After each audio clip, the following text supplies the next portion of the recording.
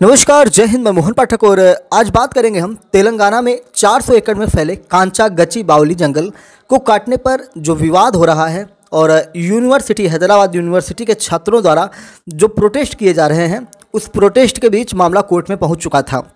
Court ने क्या कहा था, ये 2 से 3 दिन पहले की घटना है, लगभग 4 दिन पहले की घटना है, जिसको आज हम थोड़ा डिटेल में लेने की कोशिश करें। हम इस पर नज़र बनाए हुए थे इस न्यूज़ पर कि कोई बड़ी अपडेट आए तो आपको बताएं। तो अपडेट्स आ चुकी है, उनके बारे में हम डिटेल से चर्चा करेंगे। विवाद क्या है वो भी आपको बताएंगे।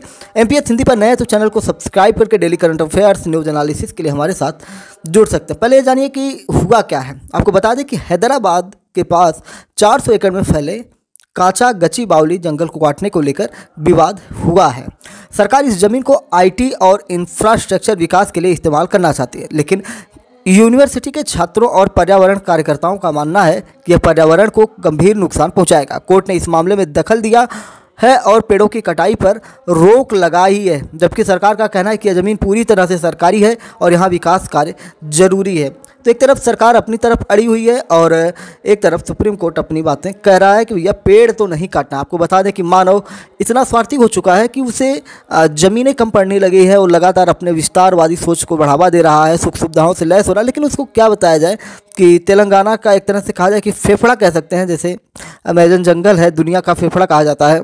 इस प्रकार इस मामले में सुप्रीम कोर्ट ने तेलंगाना हाई कोर्ट के रजिस्ट्रार को तुरंत कांचा गची बावली जंगल का दौरा करने के और रिपोर्ट सौंपने का निर्देश दिया था। साथ ही कोर्ट ने तेलंगाना के मुख्य सचिव को यह सुनिश्चित करने के लिए कहा कि अगले आदेश तक जंगल में एक भी पेड़ न काटा जाए या कोई भी पेड़ न काटा जाए। कोर्ट ने यह भी कहा कि वह तेलंगाना हाई कोर्ट में चल रही सुनवाई पर रोक नहीं लगा रहा है, लेकिन इस मामले की गंभीरता को देखते हुए तुरंत कार्रवाई जरूरी है। हैदराबाद केंद्रीय विश्वविद्यालय के छात्र और पर्यावरण कार्यकर्ता इस जमीन पर पेड़ काटे जाने के खिलाफ में प्रदर्शन कर रहे हैं। छात्रों का कहना है कि यह जंगल विश्वविद्यालय से सटा हुआ है और इसका काटा जाना न केवल पर्यावरण को नुकसान पहुंचाएगा बल्कि इलाके की जैव विविधता को भी प्रभावित करेगा। कई रिपोर्ट्स में इस इलाके में झीलों और खास तरह की चट्टानों के नुकसान की बात कही गई है। छात्रों का आरोप है कि सरकार छात्रों को गुमराह कर रही है और इस जमीन का इस्तेमाल निजी कंपनियों के हित में करना चाहती है। वहीं तेलंगाना सरकार ने अपनी बातें रखी। सरकार ने स्पष्ट किया है कि यह जमीन पूरी तरह सरकारी है और इसे 2004 में ही राज्य सरकार को सौंप दिया गया था। सरकार ने बताया कि 2004 में यह जमीन IMG अकादमी यानी कि भारत प्राइवेट लिमिटेड को खेल सुविधाओं के विकास के लिए दी गई थी। 2006 में IMG अकादमी ने प्रोजेक्ट शुरू नहीं किया, जिसके बाद सरकार ने जमीन को वापस ले लिया और इसे आंध्र प्रदेश युवा उन्नति पर्यटन और सांस्कृतिक विभाग को सौंप दिया। इस फैसले के खिलाफ IMG अकादमी ने हाई कोर्ट में याचिका दायर की, लेकिन 7 मार्च 2024 को हाई कोर्ट ने सरकार के पक्ष में फैसला सुनाया। IMG अकादमी ने सुप्रीम कोर्ट में अपील की, लेकिन 3 मई 2024 को कोर्ट ने उनकी अपील खारिज कर दी। इसके बाद सरकार ने इस जमीन का कब्जा ले लिया।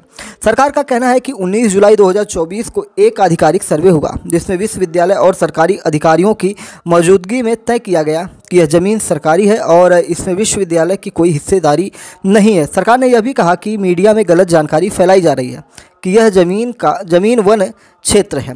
इस पूरे मामले में केंद्र सरकार भी दखल दिया है। केंद्र सरकार ने कहा, पर्यावरण वन और जलवायु परिवर्तन मंत्रालय ने तेलंगाना सरकार को निर्देश दिए कि अवैध पेड़ कटाई पर कानूनी कार्रवाई की जाए। साथ ही यह भी कहा गया कि पर्यावरण कानूनों और कोर्ट के आदेशों का पूरी तरह पालन किया जाए।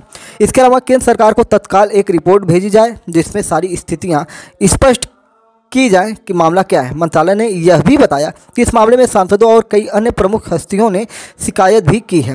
हैदराबाद केंद्रीय विश्वविद्यालय ने सरकार के उन दावों को खारिज कर दिया जिसमें कहा गया कि जमीन का सर्वे उनकी सहमति से हुआ था। विश्वविद्यालय प्रशासन का कहना है कि जुलाई में केवल प्रारंभिक निरीक्षण हुआ था, इसे आधिकारिक सर्वे नहीं कहा जा सकता। विश्वविद्यालय ने कभी भी इस जमीन के सीमांकन को स्वीकार नहीं किया। सरकार बिना किसी ठोस सबूत के यह दावा कर रही है कि जमीन पूरी तरह उसकी है। तेलंगाना सरकार ने कहा कि विकास क्षेत्र में कोई झील नहीं है, इसलिए पानी के स्रोतों को कोई खतरा नहीं है। मशहूर मशरूम रॉक जैसी चट्टानों को कोई नुकसान नहीं पहुंचेगा। कुछ राजनीतिक नेताओं और रियल एस्टेट समूहों ने छात्रों को गुमराह कर दिया है। सरकार का कहना है कि इस जमीन को पूरी कानूनी प्रक्रिया के तहत हासिल किया है। दूसरी ओर तेलंगाना हाईकोर्ट ने पहले ही राज्य सरकार को 3 अप्रैल तक किसी भी प्रकार का निर्माण कार्य रोकने का निर्देश दे दिया है। अब मामला सुप्रीम कोर्ट और हाई कोर्ट दोनों में है। दोनों में सुनवाई चल रही है। सुप्रीम कोर्ट ने तेलंगाना हाई कोर्ट के रजिस्ट्रार को मौके का दौरा कर निरीक्षण कर रिपोर्ट देने का आदेश दिया है। वहीं केंद्र सरकार ने भी राज्य सरकार से पूरी स्थिति पर रिपोर्ट मांगी है। हाईकोर्ट का फैसला आने तक सरकार कोई भी निर्माण कार्य नहीं कर सकती। इसके अलावा छात्रों का प्रदर्शन जारी है और सरकार को कड़ी आलोचना का सामना करना पड़ रहा है। लेकिन ये सब तो जो चल रहा था, कानूनी प्रक्रिया, सरकार और हाई कोर्ट की जो चीज़ें थी, सोशल मीडिया में कुछ अलग ही चल रहा था। सोशल मीडिया में हम आपको बता दें कि हैदराबाद के कांची गाची बावली जंगल की कटाई को लेकर मचे बवाल के बीच हाथी का वीडियो वायरल हो गया। अब ये हाथी क्या कर रहा है, सबसे अधिक वायरल यही है इस वीडियो में। अच्छा, हाथी ही नहीं, और भी वीडियोज़ वायरल हैं जिसमें पशु पक्षी रोते हुए नज़र आ रहे हैं, वो बुलडोज़र को रोकने की कोशिश कर रहे हैं। हाथी वाले मामले में क्या है कि इस वीडियो को हाथी क्या है, वो बुलडोज़र से लड़ता हुआ दिखाई दे रहा है, यानी कि बुलडोज़र को अपनी सूंड से उठा के फेंक रहा है। इस वीडियो को शेयर करते हुए यूजर्स दावा कर रहे हैं कि ये वीडियो कांची गाची बावली जंगल के कटने के बाद का है। हालांकि जब वीडियो का फैक्ट चेक किया गया तो वायरल वीडियो पुराना निकला। एक यूजर ने वीडियो शेयर करते हुए लिखा, गरीब इंसानों के मकानों को बुलडोजर से तोड़ने के बाद ये जालिम पॉलिटिशियन बेजुबान जानवरों के घर भी बुलडोजर से उड़ा रहे हैं। बेजुबान हाथी अपनी रिहाइश के लिए लड़ रहा है, अपने बच्चों को बचा रहा है। ये मतलब सोशल मीडिया में ऐसी बहुत सारी बातें हैं। वहीं एक और यूजर ने वीडियो को शेयर करते हुए लिखा कि हैदराबाद में 400 एकड़ का विशाल जंगल जिसमें अनगिनत पौधे और पशु प्रजातियां हैं का सफाया किया जा रहा है। अंधेरे की आड़ में बुलडोजर ने पेड़ों को उखाड़ फेंका और वन्य जीवों को संकट में डाल दिया। सत्ता का लोभ हो तो हम वोट दे देंगे पर इनको बचाओ। यानी कि नाना प्रकार की बातें सोशल मीडिया पर चल रही हैं। जानवर खुद लड़ रहे हैं, अपनी बात कर रहे हैं। अच्छा, अगर ये जंगल कट जाता है तो क्या होगा?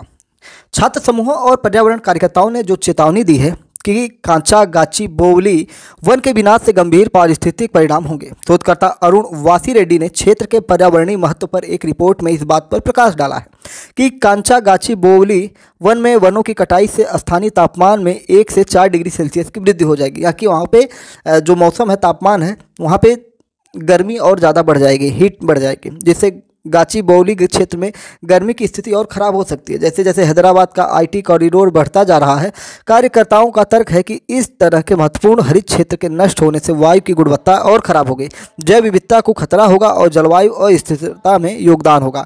बढ़ते विरोध के बावजूद राज्य सरकार ने पर्यावरणीय संबंधी चिंताओं को ध्यान देने में कोई दिलचस्पी नहीं दिखाई है, बल्कि इसके बजाय उसने छात्रों और पत्रकारों के खिलाफ कठोर पुलिस कार्रवाई का विकल्प चुना, जिसके बाद सारा मामला कोर्ट में गया। यूनिवर्सिटी के छात्र संघ के उपाध्यक्ष के अनुसार अगर हम जानें तो उसने कहा कि पुलिस द्वारा छात्रों को जबरन परिसर के भीतर प्रतिबंधित किया जा रहा है ताकि वे सड़कों पर अपना विरोध प्रदर्शन न कर सकें। TGIIC द्वारा जारी वनों की कटाई से अपरिवर्तनीय पारिस्थितिक क्षति हो रही है। कांचा गाची बोवली विविध वनस्पतियों और जीवों का घर है और हम इन लापरवाह भूमि सफाई गतिविधियों को तत्काल रोकने की मांग करते हैं। हमने आज अनिश्चितकालीन हड़ताल शुरू की थी और जब वनों की कटाई बंद नहीं हो जाती है तब तक हमारा ये जारी रहेगा। पुलिस बल की उपस्थिति में 50 से अधिक अर्थ मूविंग मशीनों को हटाने की मांग की, जो व्यवस्थित रूप से ज़मीन को नष्ट कर रही है, ये सब मांग की गई थी। और बहुत सारे यहाँ पे काम किए गए थे जिसमें विरोध प्रदर्शन तो बहुत ही तगड़ा था। अच्छा, लोगों का ये मानना है कि ये सिर्फ इस जंगल की ही बात नहीं है। ये जो कांचा गाची बोवली में 400 एकड़ ज़मीन है, ये विश्वविद्यालय की ज़मीन पर राज्य के अतिक्रमण के निरंतर इतिहास के बारे में भी बताती है। पिछले कुछ सालों में कई परियोजनाओं ने विश्वविद्यालय के क्षेत्र को छीन लिया, जिसमें IIT कैंपस, गाची बोवली स्टेडियम, एक बस डिपो जिसमें IIT कैंपस है, कांची बावली स्टेडियम है, एक बस डिपो है, एक पावर स्टेशन, एक स्कूल और यहाँ तक कि एक शूटिंग रेंज की स्थापना भी इसमें शामिल है। राज्य ने कई सालों में व्यवस्थित तरीके से विश्वविद्यालय से ज़मीन हड़प ली है। अब यह आखिरी बची हुई ज़मीन है जिसे हम अपने परिसर का हिस्सा मानते हैं, ये भी छीनी जा रही है। संकाय और छात्रों को डर है कि अगर यह ज़मीन चली गई तो विश्वविद्यालय का विस्तार बुरी तरह बाधित होगा, जिससे एक प्रतिष्ठित संस्थान के रूप में इसकी स्थिति कमज़ोर हो जाएगी।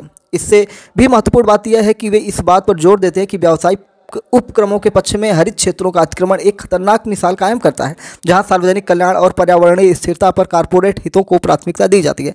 तेलंगाना सरकार 400 एकड़ भूमि पर एकमात्र स्वामित्व का दावा करती है, लेकिन इसके कथन का कड़ा विरोध किया जाता है। राज्य का कहना है कि 19 जुलाई 2024 को विश्वविद्यालय के अधिकारियों की मौजूदगी में किए गए सर्वेक्षण से पुष्टि हुई कि हैदराबाद विश्वविद्यालय का भूमि पर कोई कानूनी दावा नहीं है। हालांकि विश्वविद्यालय प्रशासन ने इन दावों का खंडन करते हुए कहा है कि ऐसा कोई सर्वेक्षण कभी हुआ ही नहीं। संस्थान का कहना है कि वह बार बार राज्य से उचित सीमांकन के लिए अनुरोध करता रहा है, लेकिन उसे अनदेखा किया गया है। राज्य के कानूनी दावों के बावजूद प्रदर्शनकारी छात्रों का दावा है कि मुद्दा केवल स्वामित्व का नहीं है, बल्कि पर्यावरण संरक्षण और अकादमिक स्वायत्तता का है। यह भूमि हैदराबाद के IT कॉरिडोर के लिए एक अपूरणीय हरित फेफड़ा है और इसे कारपोरेट हितों को सौंपने के बाद संरक्षित किया जाना चाहिए। और इन सारी चीज़ों के बीच सुप्रीम कोर्ट ने वहाँ पे वनों की कटाई पर रोक लगा दिया है। सचिव को संबंधित मामलों की निरीक्षण करके जवाब देने को कहा गया है।